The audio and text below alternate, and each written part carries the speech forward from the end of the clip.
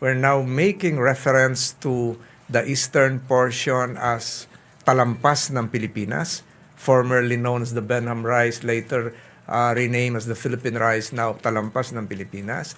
And now we're also making the exact needs and bounds of our territorial sea, contiguous zone, exclusive economic zone, all the way to the deep sea bed, with all the rights that would be recognized if we submit this in due time to the United Nations. And the second law, the Archipelagic Sea Lanes Law, is a progeny of the first law, which is also relevant because we will now be dedicating 3 sea lanes, one from the Celebes area, number 2 to the Sibuto area, number 3 to the Balintang Channel, where all foreign vessels would be allowed to traverse, as well as the utilization of overflight by aircraft on the basis of the Chicago Convention. And all of this will also be submitted to the International Maritime Organization, as well as the ICAO.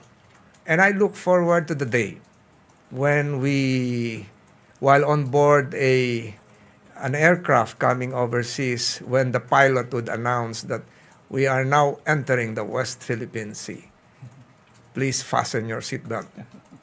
And likewise, to be shown in front of the passenger screen would be a map naming that area as West Philippine Sea. So talagang nakakalugod ito dahil ito ay pagpapakita ng isang paninindigan ng isang bansa base po sa saligang batas, base po sa international law. At ang daming tumulong, si Congresswoman Arenas, ang Department of Justice, ang mga akadim, buhat sa pribadong sektor at buhat sa ibang bansa as resource persons, and coming at a time when we commemorate an event that was likewise significant, the Yolanda experience, more than a decade ago. Ito yung pagbangon natin, nakabangon na ang Tacloban, nakabangon na ang Leyte. Ito naman ngayon, pagpapakilala naman ng ating matatag na soberenya. Yung paglagda ngayong araw na ito ng dalawang batas, 12064, Maritime Zones Law, Republic Act 12065, the Archipelagic Sea Lanes Law. Maraming salamat po. Thank you, Senator Tolentino. Next, we'll hear from Congresswoman Arenas. Magandang umaga po sa inyo lahat. Thank you so much for this opportunity.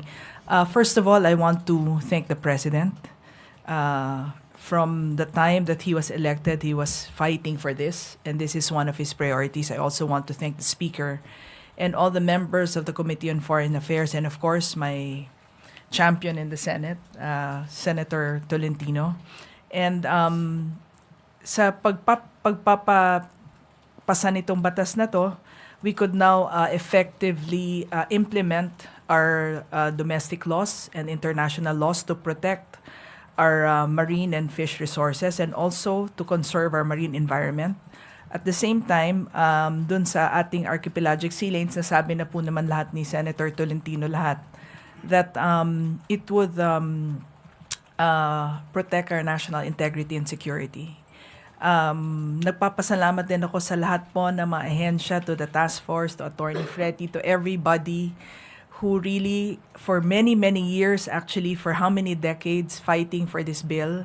And I'm just very thankful that during my term as chairman of the Committee on Foreign Affairs, we were able to pass these 2 very, very significant bills. And this is actually for the country, for the Filipino people.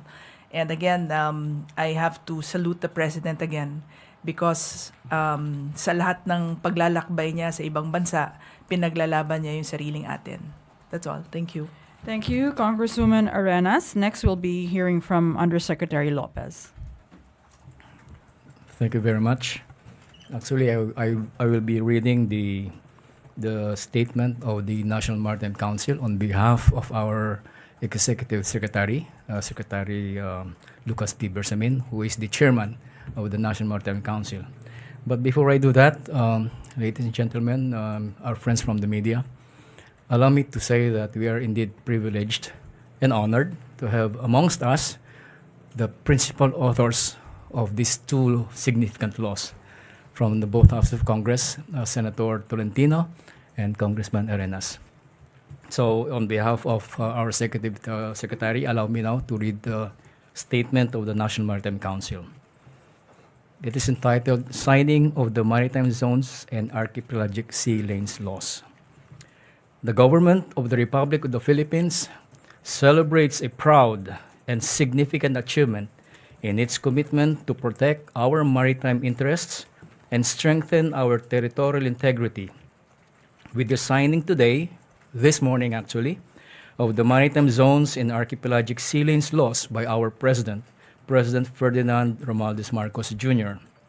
These two laws represent a whole-of-government initiative that highlights our unwavering determination to safeguard the Philippines' vast marine resources and assert our sovereignty, sovereign rights, and jurisdiction over our maritime zones. These important legislations underscore our commitment to adhere to international law, particularly the United Nations Convention on the Law of the Seas. They provide essential guidelines for navigation and the sustainable management of our waters, promoting maritime safety, security, and responsible stewardship of our precious marine ecosystems.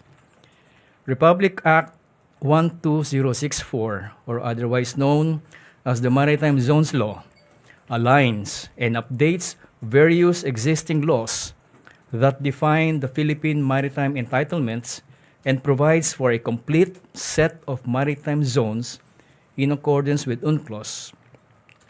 It delineates the boundaries of our internal waters, archipelagic waters, territorial sea, contiguous zone, exclusive economic zone, and the continental shelf. This clarity is vital in establishing the scope of the Philippine maritime jurisdiction, ensuring that our rights and responsibilities as an archipelagic state are clearly defined. Similarly, RA 12065, otherwise known as the Archipelagic Sea Lanes Law, plays a crucial role by identifying specific sea lanes within our archipelagic waters where foreign vessels and aircraft are permitted to pass. This allows the Philippines to balance its obligation to facilitate international navigation with its right to manage and protect its waters and national security. Moreover, it empowers the government to enhance maritime traffic oversight, strengthen law enforcement capabilities, and protect our rich marine biodiversity. In doing so, it reinforces the Philippines' role as a responsible member of the international community dedicated to advancing our maritime sectors and conserving our natural heritage. With the signing and enactment of the Maritime Zones and Archipelagic Sea Lanes laws, President Marcos Jr., along with our champions in the House of Representatives and the Senate, reaffirm their commitment to defending our sovereignty, sovereign rights, and jurisdiction within the Philippine maritime domain. As we move forward, we encourage all stakeholders, including government agencies, the civil society, and the private sector, to collaborate in effectively implementing this legislation. The Maritime Zones and Archipelagic Sea Lanes laws represent more than just new legislation. They uphold and affirm our national sovereignty and a pledge to our maritime future. Together, we can strengthen our maritime security, promote economic growth, and protect our marine biodiversity for generations to come. Ladies and gentlemen, that's the statement of the National Maritime Council. Thank you very much. Good morning. Thank you, Undersecretary Lopez. And now we open the floor to questions. Okay. Tristan Nodalo, Newswatch. Hello, good morning. Could you take us through about the feasibility of implementation of this law, given that there are existing threats, for example, in the West Philippine Sea from China, from Chinese vessels? So how do we plan to enforce ito pong Maritime Zones Act, for example, to make sure that we can implement it effectively? May I answer that, Senator? Actually, that's the mandate of the National Maritime Council. The Council will provide for a coherent, cohesive approach in any maritime concerns, even the implementation of these two laws. So that's moving forward, the NMC will be working on this. Thank you very much. If I may add, the 2016 arbitral ruling was criticized because it could not be implemented. The passage of the Maritime Zones Law is an implementation of the 2016 arbitral ruling. It is an implementation. So, in-implement natin dito yung 2016 arbitral ruling. Thank you. Next question, Mikhail Flores, Reuters. Hi, good morning. We're curious if these twin laws can address Chinese harassments, China's harassment or activities particularly in our EEZ, because I think they have already pronounced that they will just ignore domestic laws that will be passed in the Philippines. And are there penal provisions, and will we be able to arrest intruders that are encroaching into our EEZ and our territorial seas? Kanino address?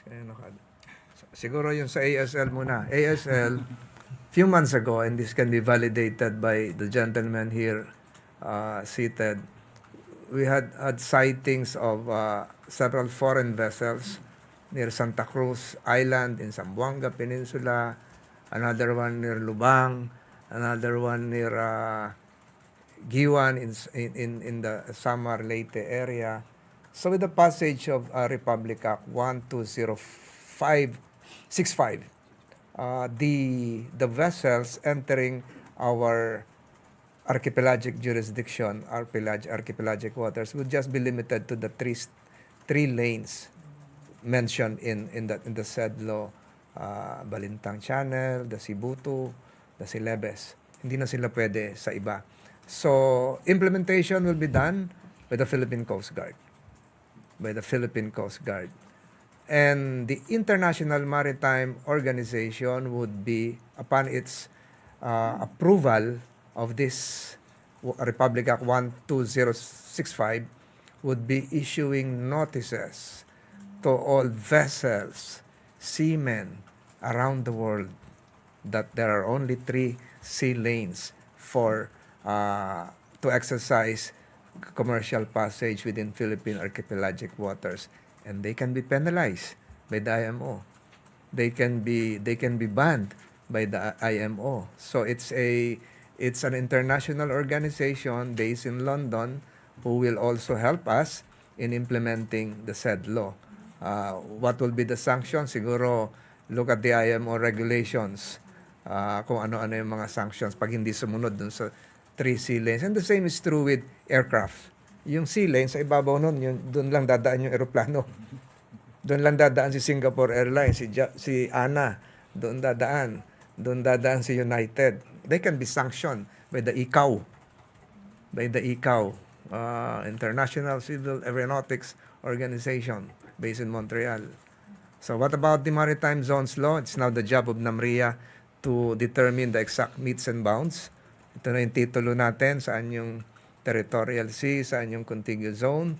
So, merong hindi instantly yung tension sa exclusive economic zone will be diluted. Meron pa rin yun because the other side, China, is not recognizing this, will not recognize this. Pero the recognition, the imprimatur that we will be getting from the international community would strengthen our position. Ito na yung titulo natin Di ba? Siguro sila na yung sasagot. Oo. Mr. Chair.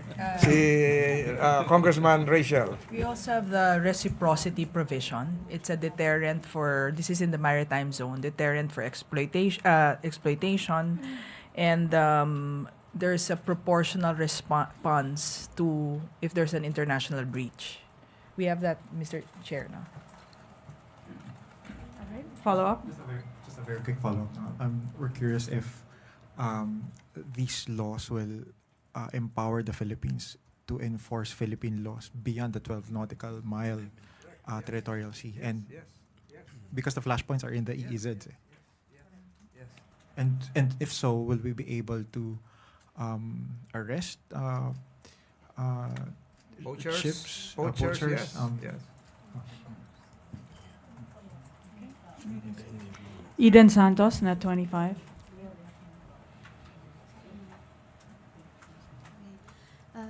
Sir, para lang po malinaw lang sa ating mga kababayan, paano po makatutulong itong dalawang batas na ito para mas mapatatag pa yung ating claim doon sa mga isda sa WPS? Are we expecting na i-recognize ito ng China?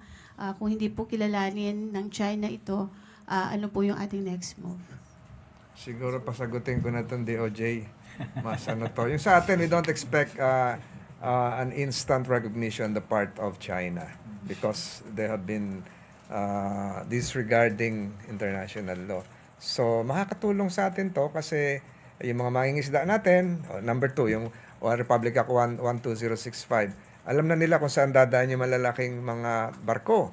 Hindi na mauulit yung nangyayari dati sa Zambales, Santa Cruz area, Zambales, na yung mga bangka nating maliliit na babangga ng malalaking barko. Nakaiwas na sila doon kasi malalaking barko doon na lang dadaan sa archipelagic sea lanes, di ba? So nakabawas na tayo ng sakuna. Yung implementation doon, Philippine Coast Guard. Doon naman sa Maritime Zones Law, alam natin, alam ng buong mundo kung saan talaga yung hangganan. Kung saan yung hangganan natin. So, mas klaro ngayon. Tapos, yung nilalaman ng arbitral ruling, pinasok lahat natin dito sa Republic Act 12064. Siguro dagdagan ito ni Attorney Fretti ng Department of Justice. Ma'am. Nasaan na siya? Yun. Thank you, Sen. I'm just here actually to support the law, of course, the two laws, and to answer any legal questions if hindi po nasagot ng main panel natin. But the question is of Eden is with respect to what if another state does not recognize our law?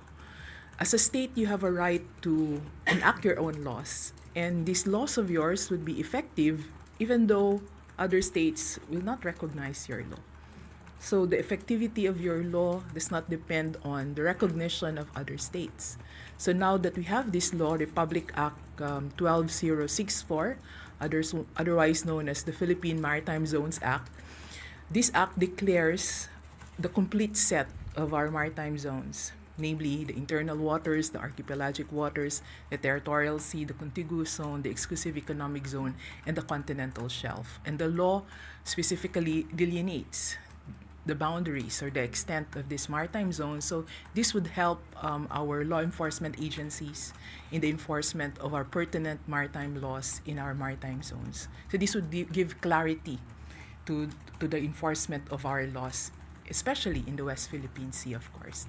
Yun nga po ang nagiging problema, hindi ho ba, pag hindi ni-recognize ng China. Yun ang nagiging dahilan kung bakit nagkakaroon ng paulit-ulit na harassment, ng ramping of ng ating mga sasakyang pandagat,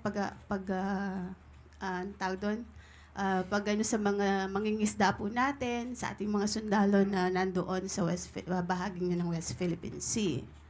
Yeah. Those things we can continue to enforce. I think the main objective of this law is to align our existing laws, because we do have existing laws on maritime zones, but these are outdated laws. These are old laws that were issued before the 1982 United Nations Convention on the Law of the Sea. So, and also we don't have a complete set of maritime zones. So it's the primary objective, I think, of this law is to make sure that all of our existing laws related to maritime zones are updated and are and are consistent with UNCLOS, and this would also guide all our agencies when they perform their functions in the West Philippine Sea. Kasi at present, there's a lot of confusion with respect to our existing laws. This would put to rest all of those confusion. Attorney, also in addition to that, what the President said in his speech today was for the local governments to align their existing and to update their existing bylaws and laws.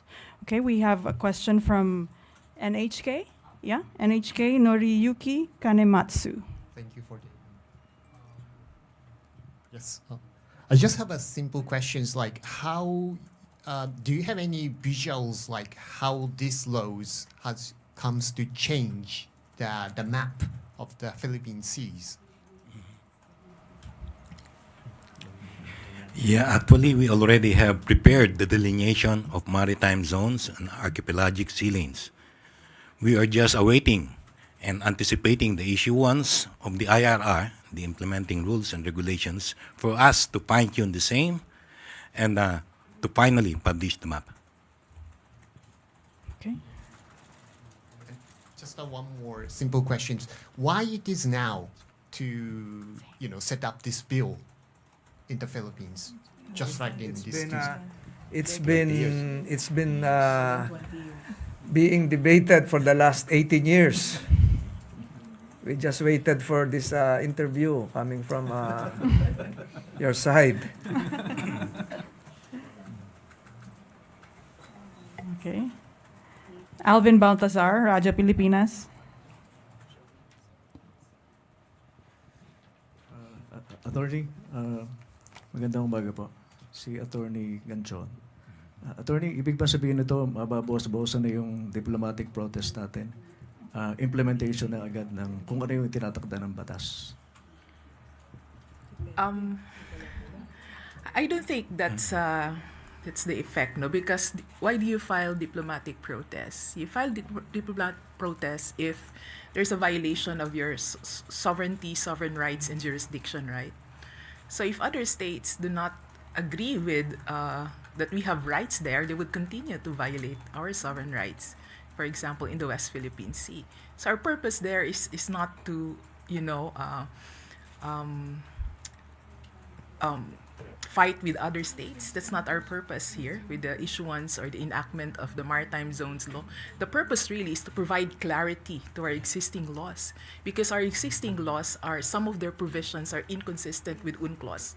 So if you take a look at our existing laws before the Philippine Maritime Zones Act, they are fragmented, they're not integrated, they're outdated, and some of their provisions are inconsistent with UNCLOS. Isn't it that we make sure that all of our actions are consistent with UNCLOS? But there are some laws that are existing in our legal system that are not consistent with UNCLOS. But with this Philippine Maritime Zones Act, all of our laws now relating to maritime zones are consistent with UNCLOS.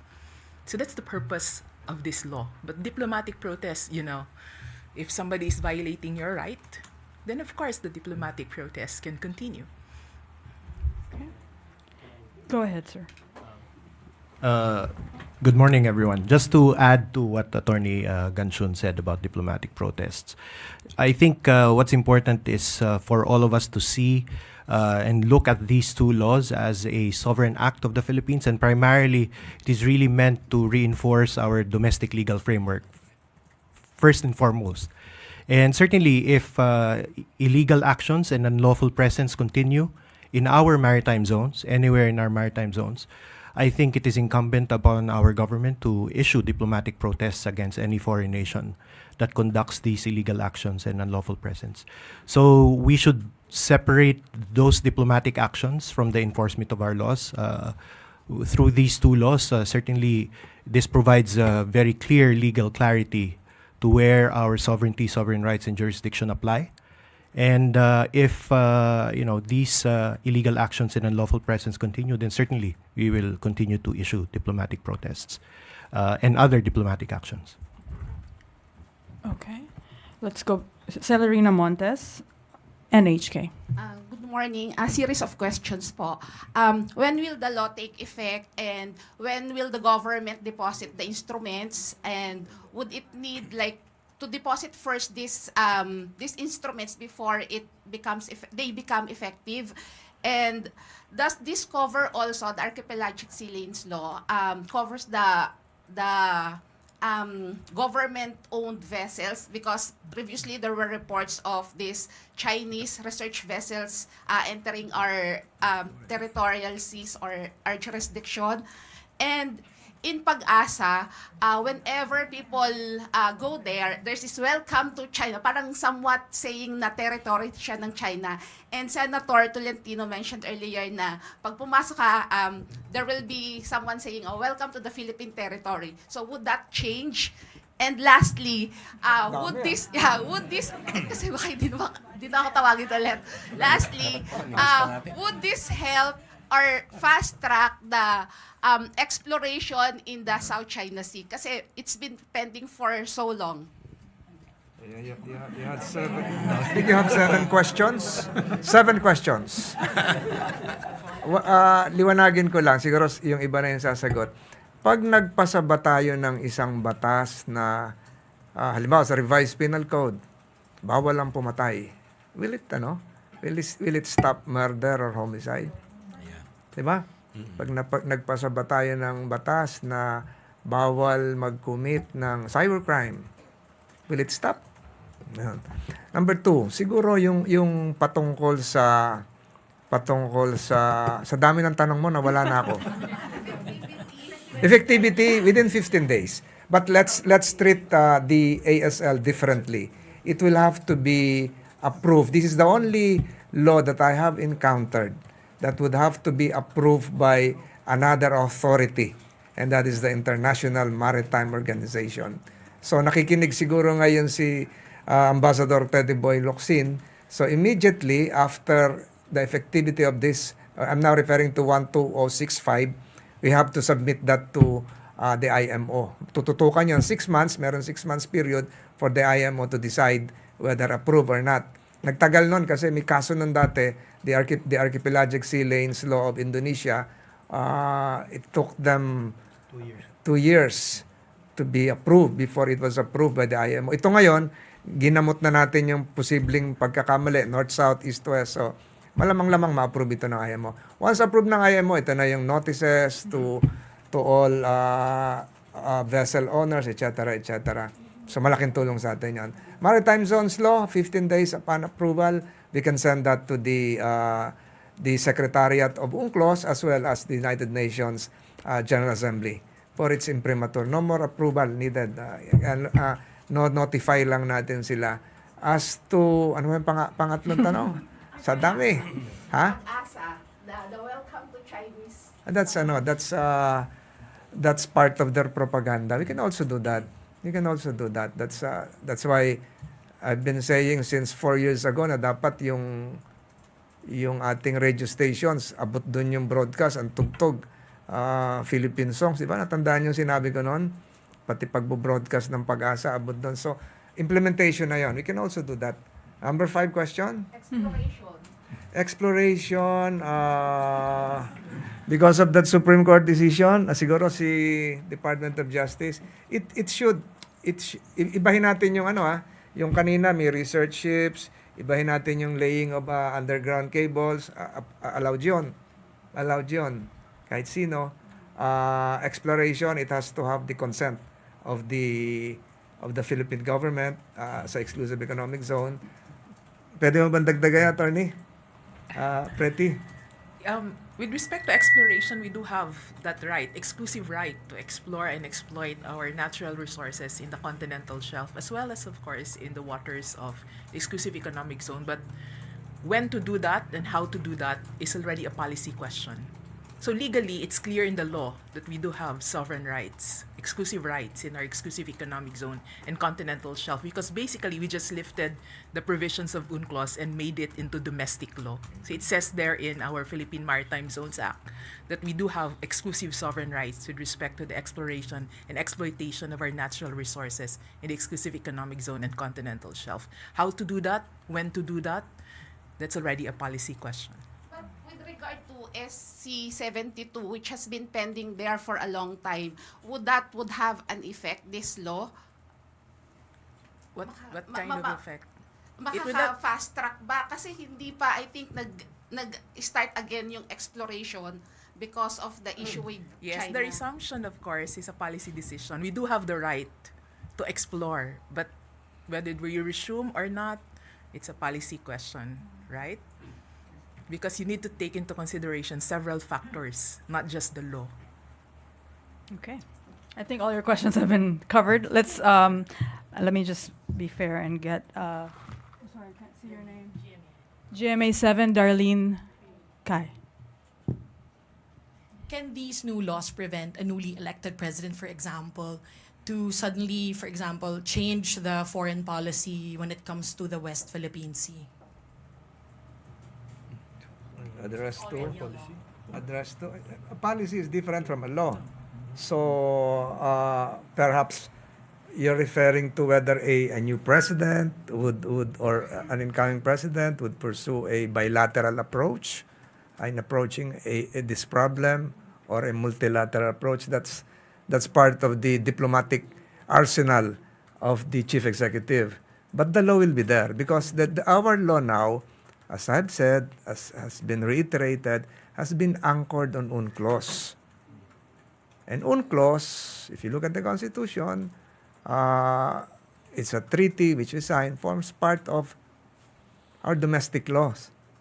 And then we have the arbitral ruling. I don't think any president would change course. But in terms of approach relative to diplomacy, iba-iba yon siguro. But the laws would remain stable and firm to serve as anchor for whoever is the president.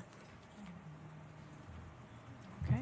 Harley Valbuena. Sorry. Last follow-up lang po. I would just like to reiterate lang po. So, how will these laws prevent yung ramming and dangerous maneuvers of the Chinese vessels in the West I gave you Philippines? an example kanina, yung revised penal code, will it prevent homicide? Di ba? So, the law is there.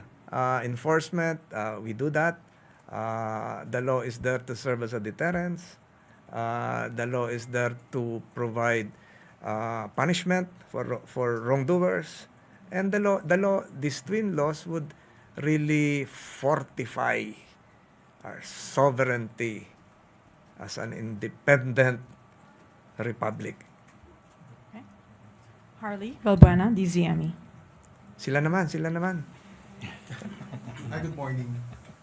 Do we have the enough or sufficient security resources or manpower or force to be able to implement these two laws?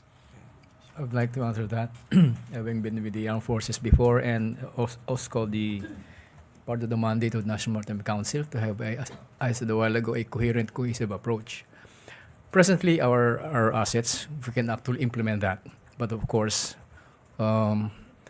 we need to come up with more so that you can see naman kung gaano kalawak yung binabantay natin karagatan.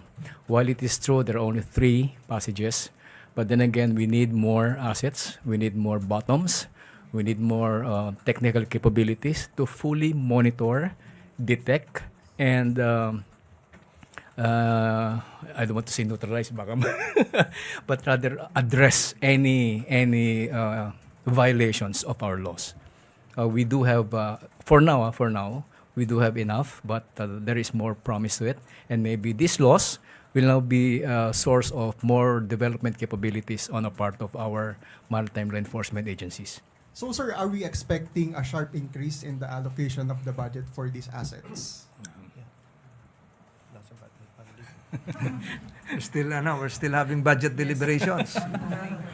But definitely, to implement this would need resources, would need capital investment. We look forward to having more lighthouses, strengthen the capabilities of our Philippine Coast Guard. Plus, for 2025,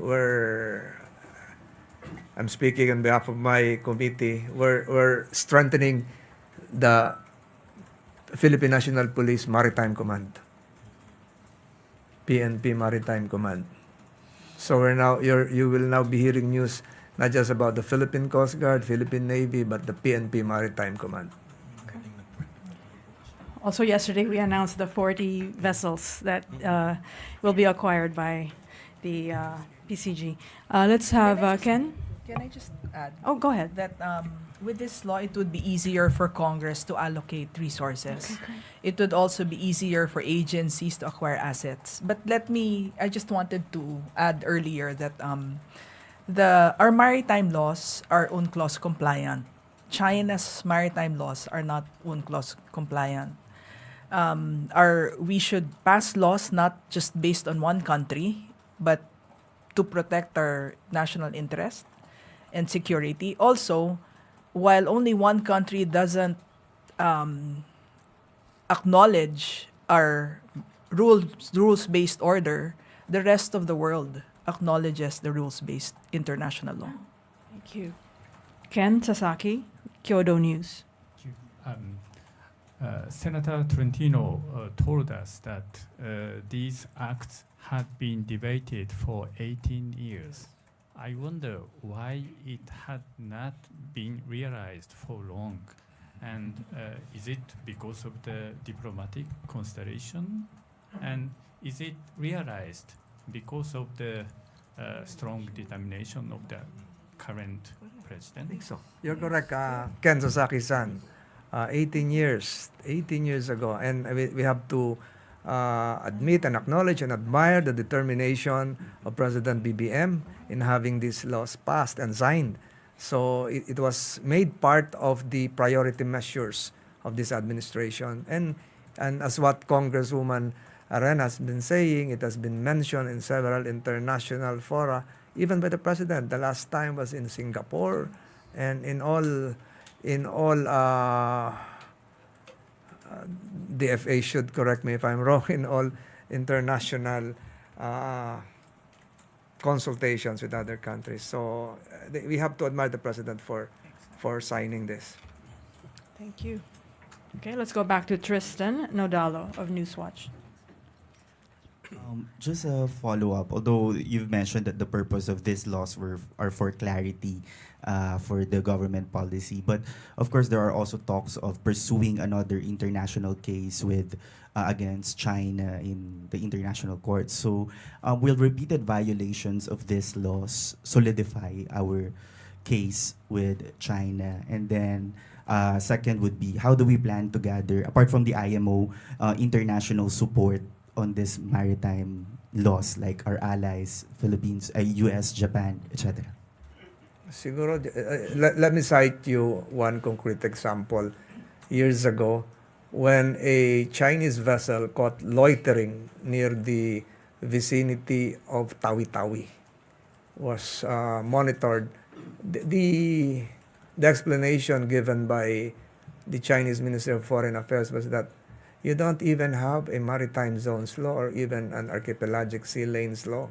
How can you prevent us from stopping near the Tawi-Tawi Sulu Strait? So it goes to show that beneath the resistance, they still acknowledge not just the need, but the presence of a law that should have prevented them in the first place from quote-unquote loitering yung tumitigil. Yung ASL natin, yung sabihin, dire-diretso ka lang dadaan. Thank you. Okay. Pagod na kapoy na kami. Last question, Pia Gutierrez, ABS-CBN. Hi, sir. Sir, will the designation of our archipelagic sea lanes affect in any way the global sea trade by limiting lang yung mga areas where they could pass?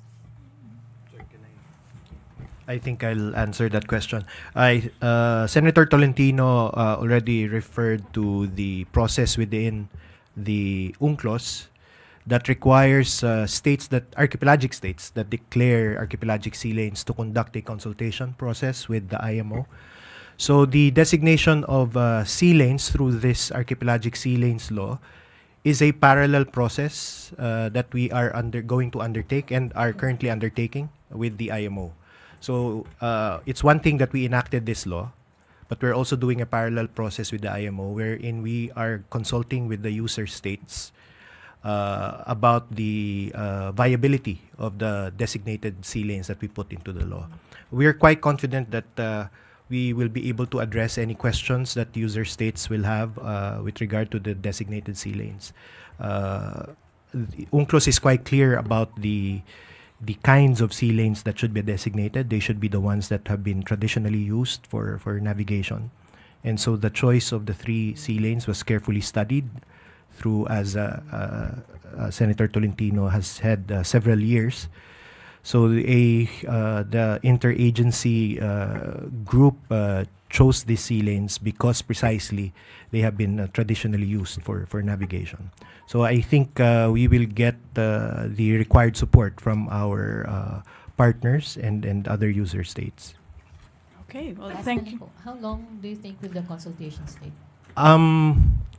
There has only been one other country that submitted archipelagic sea lanes for the approval of the IMO, and that was Indonesia. And Senator Tolentino had mentioned earlier that it took them 2 years for the consultation process to proceed. Before we end, maybe perhaps we can hear from Assistant Secretary Alvarez of the Department of Foreign Affairs on the significance of these. Oh, sorry. Gentleman in the other end. Just to reiterate that these 2 laws are very important for our legal domestic framework in terms of our maritime security and economic development. It really clarifies the limits of our entitlements as where we can apply our sovereignty, sovereign rights, and jurisdiction. And certainly, it's a reaffirmation of UNCLOS and the 2016 arbitral award. And the 2 laws clearly show what is true for the Philippines, as is stated in UNCLOS and 2016 arbitral award. I think that's all I want to add to that. Thank you. And also Undersecretary Tiangco, since this is all about territory, you are from NAMRIA. We'd like to hear from you as well. Thank you very much. As the technical arm of this team, NAMRIA is always committed to providing the technical requirements in undertakings such as this. And in this particular case, the delineation and delimitation of our maritime zones and archipelagic sea lanes, of course, in coordination and in cooperation with all our partner agencies. Thank you very much. Thank you. And in closing, Senator Tolentino, any final words? I'm just so happy. Thank you. Well, that's perfect. Thank you so much, Senator Tolentino, Undersecretary Lopez, Undersecretary Tiangco, Attorney Ganchun, Assistant Secretary Alvarez, and Congresswoman Arenas. Thank you so much and congratulations. Mabuhay ang bagong Pilipinas. And thank you, Malacanang Press Corps.